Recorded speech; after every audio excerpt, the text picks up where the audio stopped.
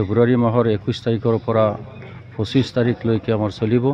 ইয়াত বিভিন্ন সুবাহী মক্তবৰ পৰা শিক্ষকসকল আহিব, আহি সিহঁতে প্ৰশিক্ষণ লোৱাৰ উদ্দেশ্য হ'ল এইটোৱেই যে আমি কেনেকৈ কোন ল'ৰা ছোৱালীবিলাক শুদ্ধভাৱে আমি ইছলামী শিক্ষা দিব পাৰোঁ আৰু বিভিন্ন সামাজিক জ্ঞান আমি দিব পাৰোঁ। তাৰ উদ্দেশ্যে আজি এই অনুষ্ঠান প্ৰতিষ্ঠা কৰা হৈছে।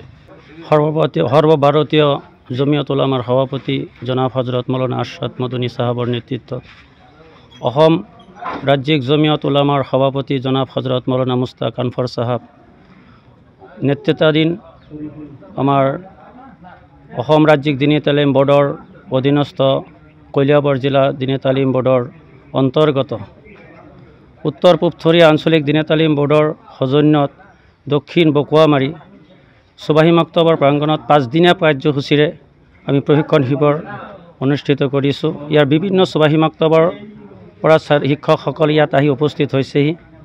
ইয়াত আজিৰ পৰা 21/2/2025 তাৰিখৰ পৰা 25/2/2025 তাৰিখলৈকে ইয়াৰ প্ৰশিক্ষণ শিবিৰ হ'ব। বিভিন্ন শিক্ষকসকলে ইয়াত প্ৰশিক্ষণ ল'ব আৰু আমাৰ 25 তাৰিখে মুকলি সভা অনুষ্ঠিত হ'ব।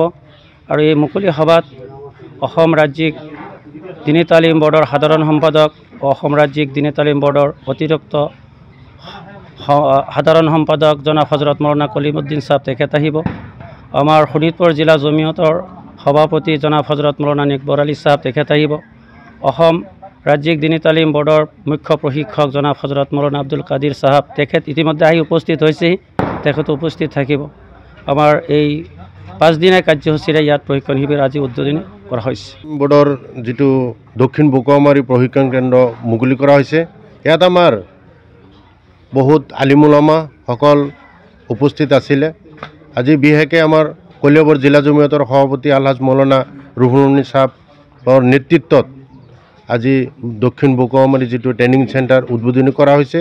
ইয়াত আমাৰ গোটেই 18টা মাদ্ৰাছাৰ ছাত্ৰ ছাত্ৰীসকলক আমাৰ মৌলানাসকলে তেওঁলোকক শিক্ষা কেনেকৈ দিয়া হয়, শিক্ষা জগতটো কেনেকৈ আগবঢ়াই নিব পৰা যাব, অকল মাদ্ৰাছা শিক্ষকে নহয়, আজি আমাৰ যিটো সমাজখন কেনেকৈ আমি ওপৰলৈ লৈ যাম, আজি আমাৰ জাতিটোক কেনেকৈ ওপৰলৈ লৈ যাম, তেনেকুৱা ধৰণৰ শিক্ষা ট্ৰেইনিং এইটো চেণ্টাৰ হিচাপে আজি দক্ষিণ বকুৱামাৰীত খোলা হৈছে। ইয়াৰ উপৰিও আমাৰ যি এই অঞ্চলৰ বা আমাৰ অসমৰ আমাৰ ভাৰতবৰ্ষৰ আলিমসকলে যিমান যে কষ্ট কৰি আছে, ইয়াৰো এই শিক্ষাৰ লগত জড়িত আছে। যিহেতুকে তেওঁলোকে ভাৰতবৰ্ষৰ স্বাধীনতা আন্দোলনত এই জমিয়ত উলামাৰ আমাৰ আলিমসকল বহুত শ্বহীদ হৈছিলে, কিন্তু বহুত মানুহে এই বস্তুটো পাহৰি আছে।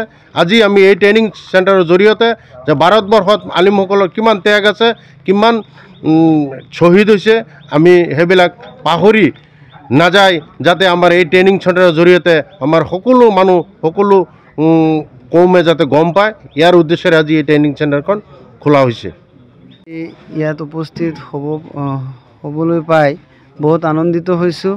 ইয়াত যিহেতু কণ ল'ৰা ছোৱালীক শিক্ষাদান দিয়াৰ ক্ষেত্ৰত কিদৰে শিক্ষা দিলে আমি উন্নত মানদণ্ডত যাব পাৰোঁ, শিক্ষাৰ মানদণ্ডটো উন্নতলৈ নিব পাৰোঁ, ইয়াত 5 দিনীয়া কাৰ্যসূচীৰে ইয়াত প্ৰশিক্ষণ দিয়া হ'ব। আজিৰ শুভ উদ্বোধনী আছিলে। আমি এই অনুষ্ঠানত থাকিব পাৰি নথৈ আনন্দিত আৰু এই উদ্যোক্তাসকলক ধন্যবাদ জনাইছোঁ আৰু গোটেই অসমবাসী তথা আমাৰ অঞ্চলৰ সমূহ ৰাইজক ইয়াৰ সহায় সহযোগিতা আৰু প্ৰত্যেকৰে দোৱা আমি কামনা কৰিছোঁ। সকলোৱে আমাৰ অনুষ্ঠানটো যাতে আগবাঢ়ি যায় আৰু ইয়াত আমি কামিয়াব ছাকচেছফুল হ'ব পাৰোঁ, তাৰ বাবে সকলোৰে ওচৰত আমি আবেদন জনাইছোঁ। হয়, আমাৰ ইয়াত ট্ৰেইনিঙত লিখা পঢ়াৰ লগতে শিক্ষা দীক্ষাৰ আগবঢ়াৰ লগতে মানৱ সম্পদ কেনেকৈ গঢ় লয়, মানৱ হিচাপে এজন দেশৰ সুনাগৰিক কি হিচাপে হ'ব পৰা যায়, তাৰো ইয়াত ট্ৰেইনিং দিয়া হ'ব।